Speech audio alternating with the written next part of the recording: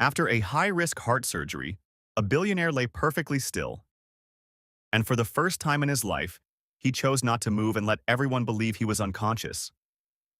He heard his wife's voice first, and something in the way she was speaking made him understand that opening his eyes would end the moment. Welcome, and before we continue, take a second and tell me where you're watching from, because this story is about to hit close to home.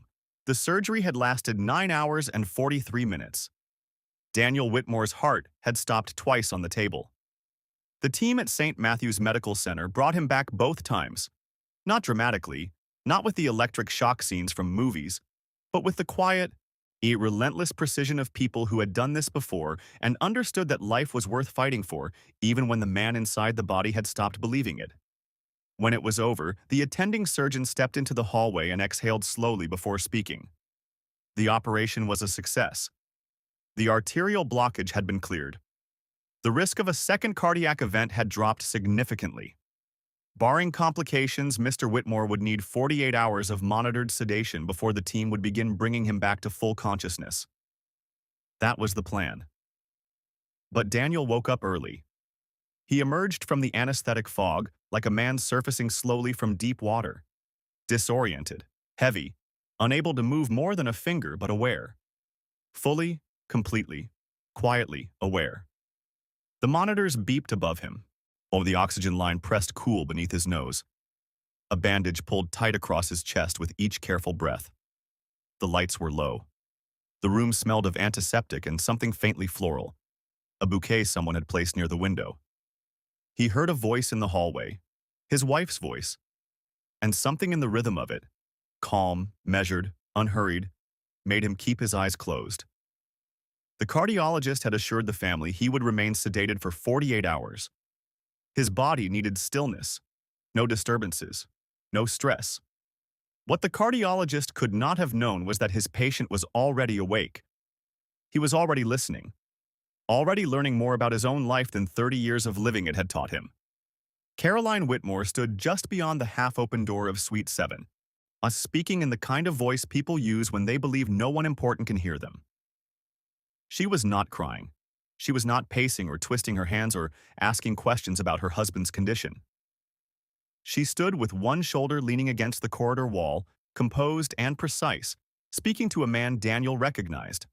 Not a doctor, not a hospital administrator, but her personal attorney, Edward Marsh.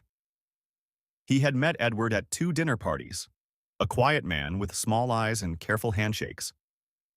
The amended trust needs to be signed the moment he's coherent enough to hold a pen, Caroline said. Edward, I need to know the timeline. If anything happens, everything transitions cleanly. The girls are minors. They won't understand the documents, and by the time they're old enough to ask questions, it'll all be finalized.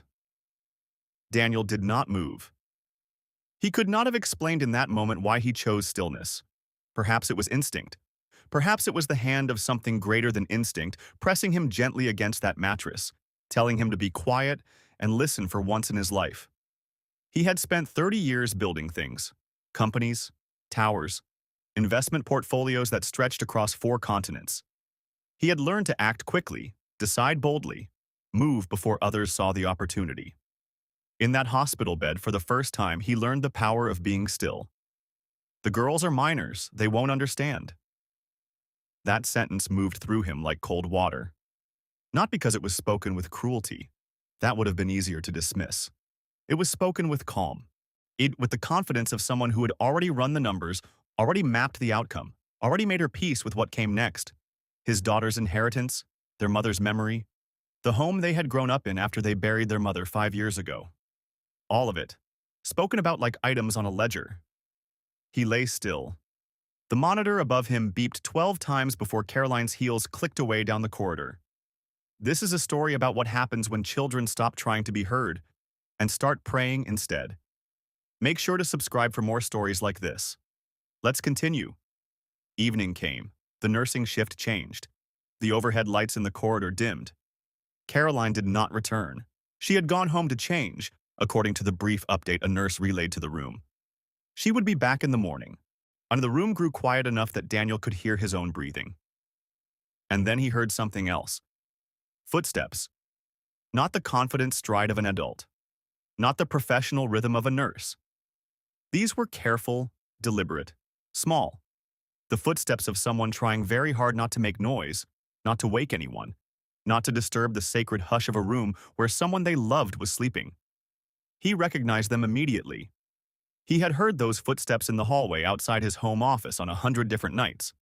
Two pairs of small feet that would slow down outside his door, whisper to each other, then either knock or lose courage and retreat. The door opened softly. He kept his eyes closed. Lily was 10 years old and carried herself with the seriousness of a child who had learned early that the world did not always catch you when you fell. She had her mother's dark eyes and her father's stubborn jaw, and she moved through the room first, the way she always did, checking the space before she let her younger sister follow. Ava was 8. Softer, where Lily was careful. Still young enough to believe that if you said the right words in the right order, the universe would arrange itself into something kind. They were still in their school clothes, matching blue dresses that their housekeeper must have pressed that morning without knowing what the day would bring. Ava clutched a small stuffed bear she had carried since she was 3 years old, the one she called Patches, because their mother had sewn a square of blue fabric over a torn seam and told her it was now even more special than before, because it has been through something and come out the other side.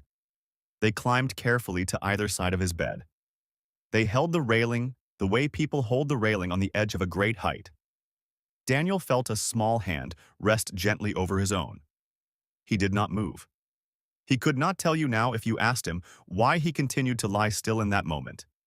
He will tell you only that something, a voice without sound, a weight without pressure, held him in place, as though the moment required witness, as though God himself was saying, "Be quiet. Listen. This is the thing you have needed to hear for years." The girls looked at each other across his chest. Lily leaned close to Ava's ear. Her whisper was so quiet it barely moved the air. "We heard her, Ava. On the phone with someone. She said, once the documents are signed, everything changes. She said we might have to go to boarding school." Ava's breath caught. "What do we do?" Lily was quiet for a long moment. "The same thing Mommy taught us." They bowed their heads. Their small hands found each other across the blanket covering their father's chest. And then they prayed. Not rehearsed, not polished. The prayer of children who had already lost one parent and were terrified, quietly, without anyone knowing, of losing the other. "Please, God, save our father. He worked so hard his whole life. Don't let that woman take everything he built. We already lost Mommy. We can't lose him too. Please. Just let him wake up different. Please let him hear us somehow."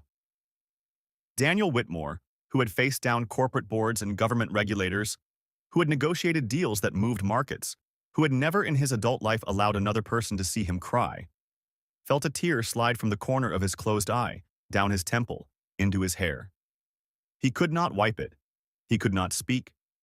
He lay still and let it fall and understood, in a way he had not understood anything in years, that God sometimes stills powerful men not to punish them, but to make them finally listen. Ava's voice came very quietly. "Lily. I think Daddy might have heard us," Lily's whisper back. "No. The nurses said it's just reflexes." He wanted to say, "No. I'm my love. It is not reflex. I hear you. I have always been the one who should have been listening." But he did not say it. Not yet. Because understanding something and being worthy of it are two different things. And lying in that bed, in the blue dark of that hospital room, with his daughter's small hands resting over his heart, Daniel Whitmore began to understand where the distance between them had started.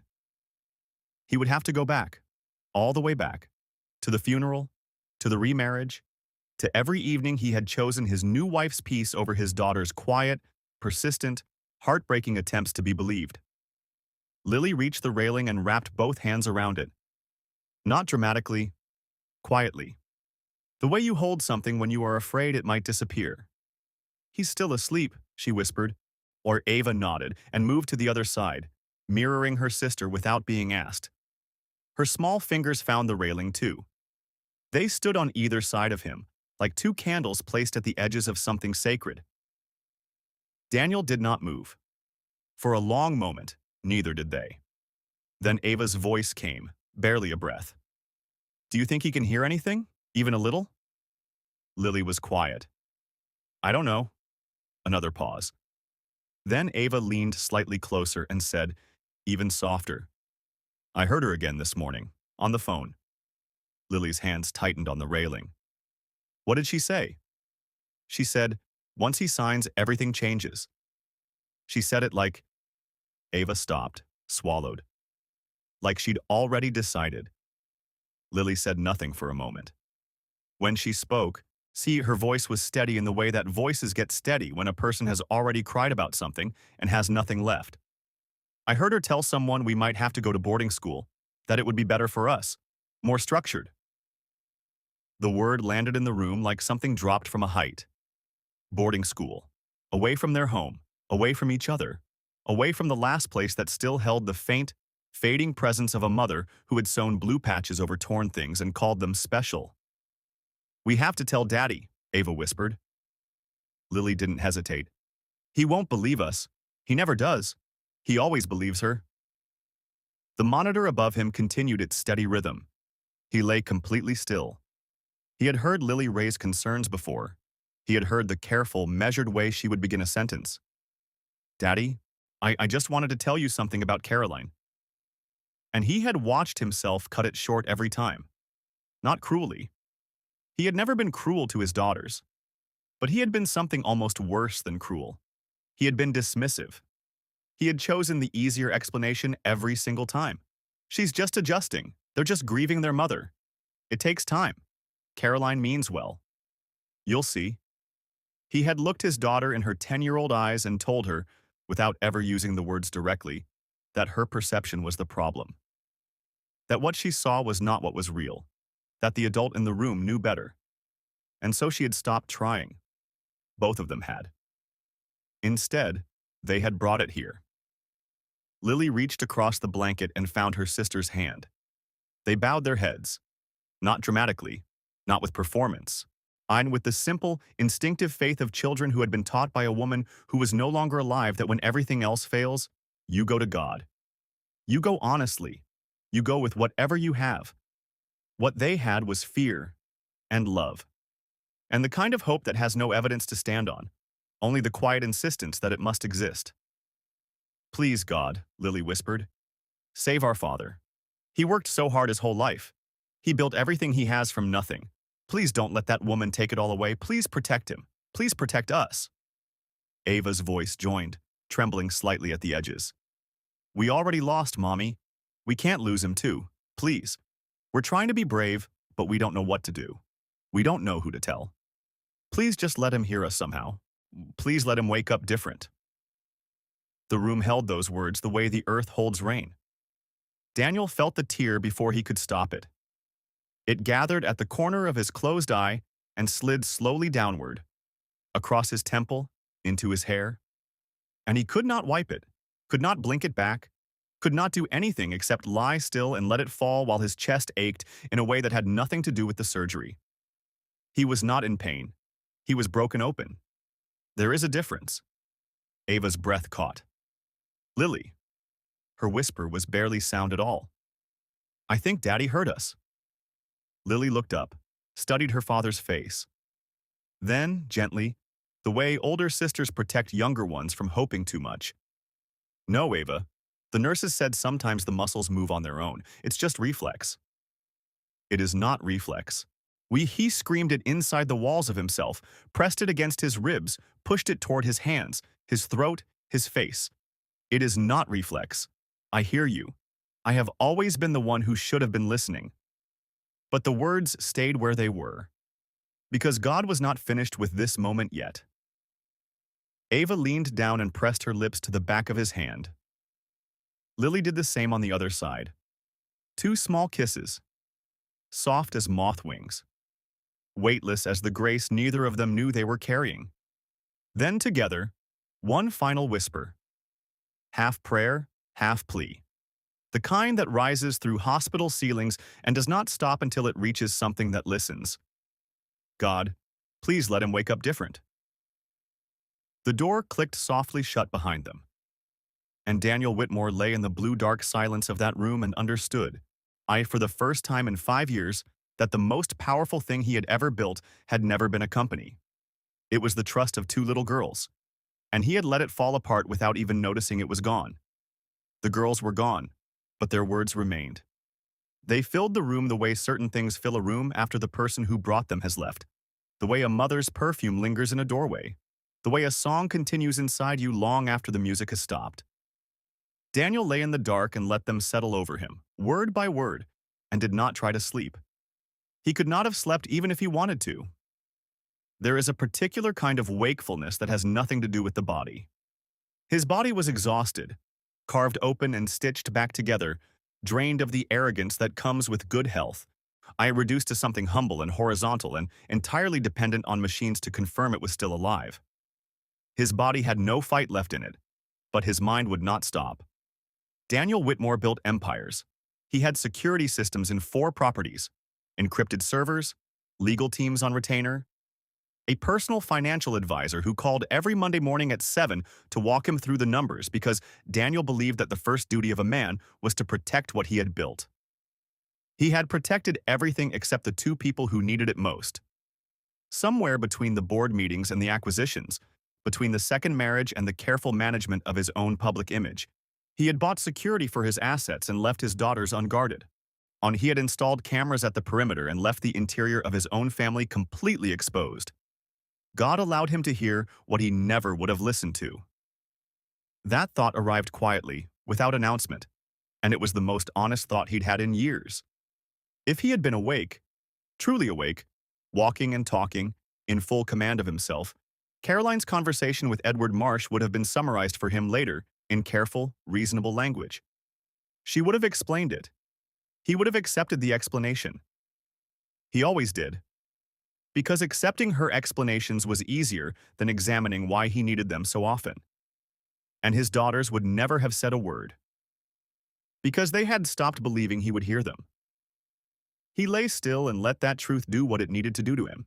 The memories came without being invited, the way they always do when a person finally stops moving fast enough to outrun them. Lily, 8 years old, standing in the doorway of his home office with that particular expression she had developed after her mother died. Careful, measured, already prepared for disappointment. "Daddy, Caroline said we can't keep Mommy's photos in the living room anymore. She said it makes the house feel sad." He had looked up from his laptop and said, without really thinking, "She's probably right, sweetheart. We need to move forward." He had watched something go out in Lily's eyes. He had turned back to his screen. Ava, crying quietly in her room one evening, trying to do it without being heard. He had stood outside her door and listened and then walked away, telling himself she needed space, telling himself children grieved in their own time, telling himself it would pass. He had not gone in. He had gone back downstairs to where Caroline was waiting with a glass of wine and a soft voice and the path of least resistance. A dinner, 2 years ago. Lily had tried to tell him something about Caroline rearranging accounts. She had seen something on a document left open on a desk. He had cut her off before she finished the sentence. "Lily, that is adult business. You shouldn't be looking at things that don't concern you." She had nodded. She had left the table early. He had refilled his glass and congratulated himself on setting a clear boundary. He had not read that document himself until it was placed in front of him to sign, and even then he had skimmed it. He trusted Caroline. He trusted Edward Marsh. He trusted the version of his life that required the least amount of him. He saw it now, the pattern of it, the slow and deliberate way the architecture of his family had been rearranged around him while he looked the other direction. Not all at once, never all at once, piece by piece, photo by photo, conversation by conversation, signature by signature. He had not been deceived because he was foolish. He had been deceived because he was willing. Morning came in through the blinds in pale, thin lines. The nursing shift changed. Vitals were checked. Someone brought fresh water and replaced a bag on the IV stand. Around 7, the attending cardiologist arrived with 2 residents and reviewed the monitors with the quiet satisfaction of a man whose work had held through the night. "Remarkable recovery," he said to the room, not specifically to anyone. "We'll begin reducing sedation protocols this morning. Expect consciousness to return gradually over the next few hours. He did not correct them. He lay still and listened to them discuss his body, the way architects discuss a building they are inspecting, thoroughly, professionally, without particular attachment to what lived inside. By 8, the room had filled. Caroline arrived first, ahead of anyone else, dressed in the way people dress when they know they will be seen. Understated but considered. She came to the left side of his bed and placed her hand over his. Her touch was warm. Her voice, when she spoke to the nurse nearby, was soft with worry. She asked about his levels. She asked about pain management. She pressed her fingers gently against the back of his hand, the way a person does when they want a room to see them pressing. He felt it all. He let none of it show. A family friend arrived. Then the cardiologist returned with a colleague. The room filled with the particular energy of people gathering around a moment, arranging themselves around the bed like figures in a painting that had been titled Recovery and hung somewhere important. Caroline leaned slightly closer. "Daniel," she said softly, "we're all here. You're safe." He almost smiled. He kept his eyes closed for 3 more seconds. Then he opened them. The room stilled the way rooms do when the thing everyone has been waiting for finally happens. The monitors beeped. Someone exhaled. The cardiologist stepped forward. Caroline's face arranged itself into relief. The expression she had been holding ready, he now understood, since the moment she walked in. She squeezed his hand. He looked at her for a long moment. Then he gently withdrew his hand from hers.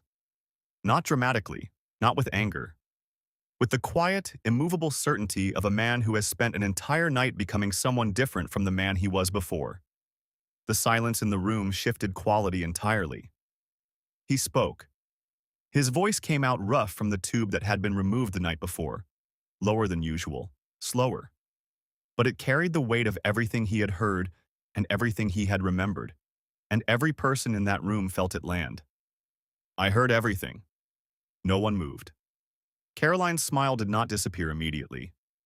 It held for 1 second, 2, into the way a structure holds for a moment after the foundation gives way before the rest of it understands what has happened. Then it faltered. Daniel looked past her toward the door. "I need everyone to step outside," he said. His voice was not raised. It did not need to be. "Everyone." A pause. "Except my daughters." The authority in it was not new. He had used that voice in boardrooms, in negotiations, across tables where millions of dollars and thousands of livelihoods hung in the balance. People recognized it. People moved when they heard it. They moved now. Caroline opened her mouth. He met her eyes. She closed it. The room emptied in the way rooms empty when a man who has been underestimated remembers exactly who he is. One by one, the figures in the painting stepped out of the frame. The door clicked shut. Daniel Whitmore turned to the 2 small faces standing at the foot of his bed. His daughters, in yesterday's blue dresses, eyes wide and uncertain, not yet sure what they were allowed to hope for. He held out both hands. They came to him. And in a voice that broke just slightly at the edges, just enough to let something true come through, he said the words he should have said 5 years ago, 2 years ago, on every night they had cried quietly in rooms he walked away from. "You will never have to pray for protection alone again." For a long moment, none of them spoke. The room held the 3 of them the way cupped hands hold water, carefully, aware of how easily something precious can spill. Lily stood on his left, Ava on his right, both of them looking at him with the cautious eyes of children who have been disappointed enough times to know that hope is a thing you approach slowly. He understood that look now. He had earned it. "Come here," he said quietly. They moved closer. Ava climbed carefully onto the edge of the bed beside him, the way she used to when she was very small and had nightmares and would appear at his bedside without a word, simply needing to be near him.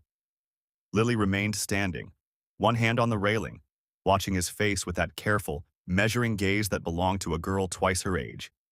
He looked at them both for a long moment. Then he said it. Not as a performance. Not wrapped in explanation or qualification or the careful language of a man managing his image. He said it the way you say the truest things, plainly, directly, you with nothing left to hide behind. I failed you. Lily's composure held for exactly 2 seconds. Then it broke. Not loudly, not dramatically, but in the way that things break when they have been held together by sheer will for far too long. Her shoulders dropped. Her chin trembled. She pressed her lips together the way her mother used to when she was trying not to cry in front of people, and the sight of it moved through Daniel like something physical. Ava was already crying. She cried the way 8-year-olds cry, completely, without self-consciousness, without any attempt to manage how it looked. She pressed her face against his arm and held on. He put his arms around both of them as best he could, carefully wincing slightly at the pull across his chest, and held them the way he should have been holding them for years. I did not listen, he said. When you tried to tell me things, I chose what was comfortable over what was true. I provided for you and told myself that was enough. It was not enough. Being present with money is not the same as being present. I know that now. Lily pulled back slightly and looked at him. We didn't want you to be unhappy, she said. Her voice was steady again, already rebuilding itself. We just wanted you to see. I know, he said. I see now. It was not a grand speech. It did not need to be. Some of the most important things ever said between people have been said in hospital rooms, in low voices, without an audience. What mattered was that he meant every word, and his daughters, who had learned early to read the difference, knew that he did. He made 2 phone calls before noon. But the first was to Richard Okafor, not the firm's general counsel, not the attorney whose name appeared on the documents Caroline had been discussing in the hallway, but Richard, who had been Daniel's personal attorney for 19 years, who had drafted his first business contract in a borrowed office and still kept the original copy framed on his wall. I need you here, Daniel said. Today. Bring everything. Richard arrived within the hour. What followed was not a confrontation. It was a correction. Quiet, methodical, and entirely without the kind of theatrical argument that made for good entertainment and poor outcomes. Daniel reviewed the pending trust amendments and suspended every transfer. He established an irrevocable trust in his daughters' names, structured so that no subsequent marriage, no legal instrument, no future relationship could redirect what belonged to them. He adjusted guardianship clauses. He secured the family home in a separate holding that neither Caroline nor any representative acting on her behalf could access or influence. He did not raise his voice once. When Caroline was brought back into the room, alone, without Edward Marsh, without the performance she had rehearsed, he looked at her calmly and told her what he knew. Not everything. Enough. He told her that he had heard her in the hallway. He told her that the arrangement they had built together was over, and that his attorneys would handle the details with professionalism and fairness. She began to explain. He let her speak for a moment, then raised one hand, gently, not dismissively, and said, I'm not angry with you, but I am done. There was nothing she could say to that. He did not argue. He did not negotiate. He acted. And when the door closed behind her for the last time, the room felt lighter in a way that had nothing to do with the air. That evening, he asked the nurses for 30 minutes of privacy. He sat up slowly, more slowly than he wanted to, his body reminding him with every degree of movement that it had been through something significant and was not yet finished healing. He reached up and removed the oxygen line from beneath his nose, gently, setting it aside rather than pulling it free. He swung his legs to the side of the bed with effort. Lily stood immediately. Daddy, you shouldn't. I know, he said. Help me. She took one arm. Ava took the other. Together, the 3 of them lowered him from the bed until his knees found the cold floor. He knelt there between his daughters, weak in the body, clearer in the mind than he had been in years. He took their hands. He bowed his head. And he prayed. Not the polished, composed prayer of a man who has his life in order. The broken, unsteady prayer of a man who has just understood how lost he was and is only beginning to find his way back. God, he said, his voice rough and low. I thought I was strong. I thought providing meant protecting. I thought building meant leading. I was wrong about all of it. I was blind. And you used the smallest voices in my life to open my eyes. Thank you. For the surgery, for the silence, for the daughters who still believed in you even when I had forgotten how to. I don't deserve the chance I've been given. But I will not waste it. He stopped. He could not continue for a moment. Ava squeezed his hand. He squeezed back. Help me be what they need. Not just what I can afford to give. Help me be present. Help me be worthy of being called their father. The room was very quiet. When he opened his eyes, both girls were crying again, but differently this time. Not with fear. Not with the grief of children who have been carrying something alone for too long. With something that looked, in the pale evening light of that hospital room, like relief. He made them 4 promises before they left that evening. They would see a family counselor together, not as a checkbox, not as optics, but as a genuine attempt to understand what had broken and how to rebuild it correctly. They would have dinner together every week, just the 3 of them, or with no phones on the table and no exceptions made for board meetings. They would go back to the church their mother had loved, the small one with the wooden pews and the choir that sang like they meant it. And he would show up, not occasionally, not when the schedule permitted, but consistently, predictably, in the way that children need their fathers to show up before they can believe the world is safe. Not just money, presence, protection. The things he had outsourced for years without understanding what he was giving away. Weeks later, a nurse walking through the hospital's garden courtyard saw something she mentioned to a colleague that evening. Daniel Whitmore, the man whose name appeared on half the financial news that week, whose legal team had quietly restructured one of the city's most scrutinized estates, who had been photographed leaving St. Matthew's in a wheelchair with the careful dignity of a man who had survived something, was walking slowly along the garden path. He was not on his phone. He was not accompanied by an assistant or an advisor or anyone who needed something from him. He was holding the hands of 2 girls in blue, one on each side, moving at the unhurried pace of someone who had somewhere to be and had chosen, deliberately, not to rush toward it. He was just there. For the first time in his life, Daniel Whitmore understood that the greatest inheritance he could leave his daughters was not wealth. It was the certainty that their father was awake,